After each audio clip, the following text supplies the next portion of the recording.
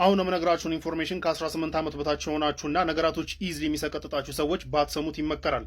አልጀዚራ ይዞት በወጣው ኢንፎርሜሽን ወራሪዋ እስራኤል ባለፈው በጋዛ ጦርነት ውስጥ ተጠቀማቸው የነበሩትን ከህገ ወጥና በዓለም ከተከለከሉ መሳሪያዎች መካከል አንደኛውን በኢንቨስቲጌሽን እንደደረሰበትና ይህ መሳሪያም ደግሞ ፍልስጤማውያን እንዲተኑ ከረመዳን በፊት ይህንን ወንጀል የማተው ከሆነ ረመዳን ውስጥ የምትሰራው መልካም ስራ ተቀባይነት አይኖረውም። ላኢላሃ ኢላላህ ምን አይነት ከባድ ወንጀል ቢሆን ነው? ይህንንም ወንጀል ብዙ ወንድሞች እህቶች ሊያውቁት ስለሚገባ አሳውቋቸው። ወንድም እህቶቼ ረመዳን ውስጥ አስባችሁታል? መልካም ስራ የተባለ ሁሉ አይቀረንም። እንጾማለን፣ ሰላትን ወቅቱን ጠብቀን እንሰግዳለን፣ ሱና ሰላቶችን እናበዛለን፣ ተራዊህ እንሰግዳለን፣ ተራዊህ አያመልጠንም፣ ቁርአን እንቀራለን፣ ሰደቃ እናደርጋለን፣ ዚክር እናደርጋለን። ያ አላህ እነዚህን ሁሉ መልካም ስራዎች እየሰራን ይሄ ወንጀል ግን ከኛ ጋር ካለ ወላሂ እነዚህ ሁሉ መልካም ስራዎች ከምድር ተነስተው ሰማይ ቢደርሱ ምንም አይጠቅሙንም። ከተወሰኑ ሰዎች ጋር ጥሩ ንግግር ቃላቶችን እየመረጥክ ልታወራ ትችላለህ። አላህ ግን ወቁሉ ሊናሲ ሑስነን ለሰዎች በሙሉ ጥሩ ንግግርን ተናገሩ ይልሃል። ለባጡም ለቁጡም ለዘመድ ሆነ ለባዳም መልካም ቃላትን አሰማ ይልሃል።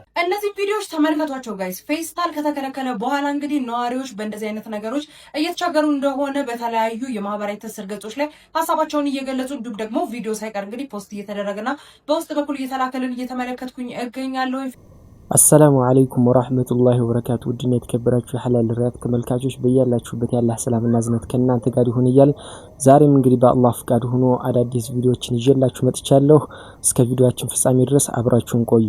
ረመዳን ከመግባቱ በፊት እነዚህ ወንጀሎች ማቆም አለብን ይለናል አንድ ወንድማችን። እስቲ ሰምተን እንመለስ። ከረመዳን በፊት ይህንን ወንጀል የማተው ከሆነ ረመዳን ውስጥ የምትሰራው መልካም ስራ ተቀባይነት አይኖረውም። ላኢላሃ ኢላላህ ምን አይነት ከባድ ወንጀል ቢሆን ነው? ይህንንም ወንጀል ብዙ ወንድሞች እህቶች ሊያውቁት ስለሚገባ አሳውቋቸው። ወንድም እህቶቼ ረመዳን ውስጥ አስባችሁታል? መልካም ስራ የተባለ ሁሉ አይቀረንም። እንጾማለን፣ ሰላትን ወቅቱን ጠብቀን እንሰግዳለን፣ ሱና ሰላቶችን እናበዛለን፣ ተራዊህ እንሰግዳለን፣ ተራዊህ አያመልጠንም፣ ቁርአን እንቀራለን፣ ሰደቃ እናደርጋለን፣ ዚክር እናደርጋለን። ያ አላህ እነዚህን ሁሉ መልካም ስራዎች እየሰራን ይሄ ወንጀል ግን ከኛ ጋር ካለ ወላሂ እነዚህ ሁሉ መልካም ስራዎች ከምድር ተነስተው ሰማይ ቢደርሱ ምንም አይጠቅሙንም። ለምን? ይሄ ወንጀል ሽርክ ስለሆነ። ሽርክ ማለት በአላህ ላይ ማጋራት ነው። ለአላህ ብቻ የሚገባውን አምልኮ ለሌላ ኃይል መስጠት ማለት ነው። ያ አኺ ለአላህ ብቻ የሚገባውን ባህሪ ለሌላ ኃይል መስጠት ማለት ነው። ሰዎች አሁን ላይ ኢላ መን ረሒመላህ አላህ ያዘንላቸው ሲቀሩ በሽርክ ተጠምደዋል። ሽርክ የሚባለው ነገር እዚህ ምድር ላይ በስቷል። ላኢላሃ ኢላላህ እያሉ ሰዎች ከአላህ በቀር በሐቅ የሚመለክ አምላክ የለም እያሉ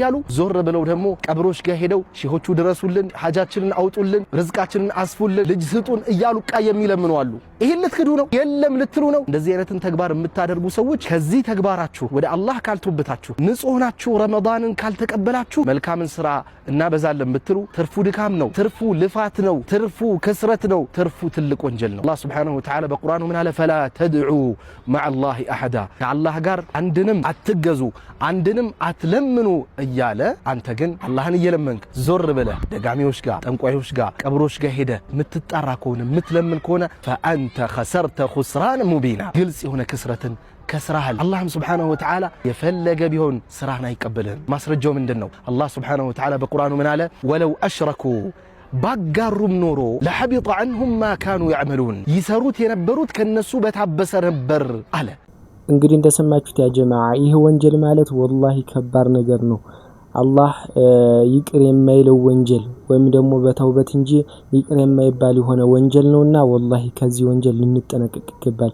ሽርክ ማለት እንግዲህ በጣም ትልቁ ወንጀል የተባለው ወንጀል እሱ ነውና ከሽርክ ልንጠነቀቅ ይገባል። እንዲሁም ደግሞ ወደ ክፍለ ሀገር ወደ ሀገር ቤት ቤተሰብ ያሉን እነሱ ናቸውና ተጎጂ በአብዛኛው እነሱን ደግሞ ልናስተምር ይገባል ለማለት ፈልጋለሁ። አንድ ወንድማችን ደግሞ ሰውን ስናስተምርም ሆነ ስንመክር ረጋ ባለ ድምጽ በአማረ ድምጽ እናስተምር ይለናል። ሰምተን እንመለስ። ከተወሰኑ ሰዎች ጋር ጥሩ ንግግር ቃላቶችን እየመረጥክ ልታወራ ትችላለህ። አላህ ግን ወቁሉ ሊናሲ ሑስነን ለሰዎች በሙሉ ጥሩ ንግግርን ተናገሩ ይልሃል። ለባጡም ለቁጡም ለዘመድ ሆነ ለባዳም መልካም ቃላትን አሰማ ይልሃል። እዚሁ ነው አዚዝ አልዓሰል መፈላሰፍ ይመቸኛልና የዚህን ቪዲዮ ርዕስ የቃላት ምህንድስና ብየዋል። ቃል በጊዜ ሂደት የማይጠፋ አሻራ ነው። አንዴ ከተተኮሰች በኋላ የማትመለስ ጥይት ነው። ለመሆኑ አዚዝ አልዓሰል ለምን የቃላት ምህንድስና አልከው ካልከኝ ከነዚህ ሶስት ነገሮች የተገነባ መሆን ስላለበት ነው። አንደኛው ሰውን ሳትጎዳ ትክክለኛውን መልእክት ማስተላለፍ መቻል። ሁለተኛው ድምጽህ ሳይጮህ የሚሰማ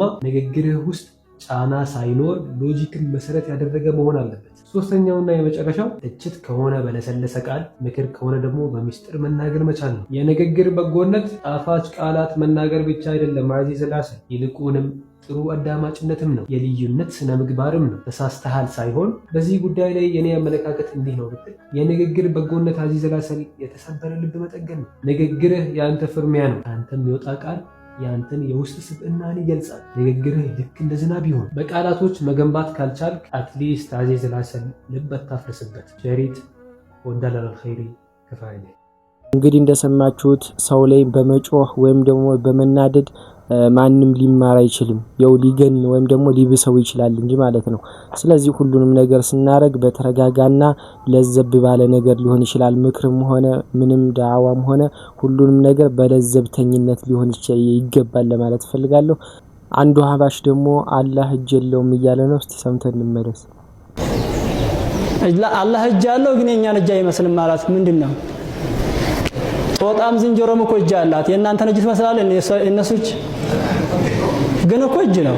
ያም እጅ طيب እንግዲህ እንደሰማችሁስ ነው ያ ጀማዓ። ወሚን العجائب የአህባሾች አቂዳ በጣም ነው ፈን የሚያደርገኝ ማለት ነው። ማለት እንግዲህ እምነት ነው። ሃይማኖትህ ያስቀመጠልህን ነገር አሚን ብሎ መቀበል ነው። አንድ ሰው የዚህ ሃይማኖት ተከታይ ነኝ ካለ በኋላ ከዛ ሃይማኖት ላይ እየመረጠ የሚቀበል ከሆነ ፌር አይደለም። ለምሳሌ ቁርአን ሐዲስ ላይ ይሄ ነገር ከአቅሌ ጋር ልክ አይደለም አልቀበልም ይባላል። የአህባሾች አቂዳ ይሄ ነው ያ ጀማዓ። ባለፈው ያ ማን ነው ዶክተር አወከር የሚሉት ሰው ይሄ ማለት ነው ከአቅላችን ጋር የማይቀበል ከሆነ ሐታ የረሱል ሰለላሁ ዐለይሂ ወሰለም ንግግር እንኳን ሐዲስ ቡኻሪ ሙስሊም ሰነዱ የተረጋገጠ ሆኖ አለ። ሰምታችኋል? አንቀበልም ከአቅላችን ጋር ካልተስማማ። ኦኬ የመረጠ ነው። እንግዲህ ይሄ ሰውዬ ምን አለ? አላሁ ስብሐነሁ ወተዓላ እጅ አለው መባሉ ትክክል አይደለም። ያ አላሁ ስብሐነሁ ወተዓላ እጅ ይለያል ይላሉ ብሎ ለማሾፍም እየሞከረ ኢንሻአላሁ ተዓላ ነገ አማመ አላህ ፊት እንተሳሰባለን፣ እንጠያየቃለን ኢንሻአላሁ ተዓላ። አላሁ ስብሐነሁ ወተዓላ ቁርአን ላይ ምንድን ነው ያለው? ቃለ ያ ኢብሊስ ማ መነዐከ አን ተስጁደ ሊማ ኸለቅቱ ቢየደየ። እንግዲህ የድ ብሎ ቢያቆም በእጁ እና በእጁ ሲባል ያው ስልጣንን ለመግለጽ ነው አንተ ብሎ ሊሸፋፈን ይችላል። ቢየደየ በሁለት እጆቼ አላሁ ስብሐነሁ ወተዓላ ነው የሚናገረው። ኢብሊስን ማነው ኢብሊስን ለምን አልሰገድክም በሁለት እጆቼ ለፈጠርኩት ለአደም ስገድ ባልኩኝ ጊዜ እያለ የወቀሰው ነው። አላህ በግልጽ እየተናገረ ነው እጅ እንዳለ። አይ አህባሽ ምን ይላል መጥቶ አይ እጅ ያለው ማካል እንደኛ እንዲህ ብሎ እንደኛ ደካማ ሊሆን አልቀበል። ከዚህ በላይ ድንቁርና አለ? هذا كفر والله العظيم ኩፍር ነው። አላሁ ስብሐነሁ ወተዓላ እጅ እንዳለው አለመቀበል ኩፍር ነው። አንድ ሰው ካፊር ነው የሚሆነው። በአንድ የቁርአን አንቀጽ ማስተባበል ማለት በመላው በቁርአን በሁሉም አንቀጽ ማስተባበል ማለት ነው። በኢስላም መካድ ማለት ነው። አላህ ከአርሽ በላይ ነኝ ይላል። አይ ከአእምሯችን ጋር ስለማይስማማ አንቀበልም። ኢንሻአላሁ ተዓላ ነገ አማመ አላህ ፊት እንቆማለን። ይሄ የማይቀር ጉዳይ ነው። አላሁመ ህዲኩም። እንግዲህ እንደሰማችሁት ይሄ ነገር የማያልቅ ጭቅጭቅ ነው። በቃ አህባሽ ከተባለ በቃ መሞገቻው አንዱ ይሄ ነውና ያው እንግዲህ አላህ ሂዳያውን ይስጣቸው ነው በእኔ በኩል ማለት ነው። እንግዲህ እናንተ የምትይዙት ይሄን ያዙ ምናምን ለማለት ሳይሆን ሰውየው ያለውን ሰምታችሁታል።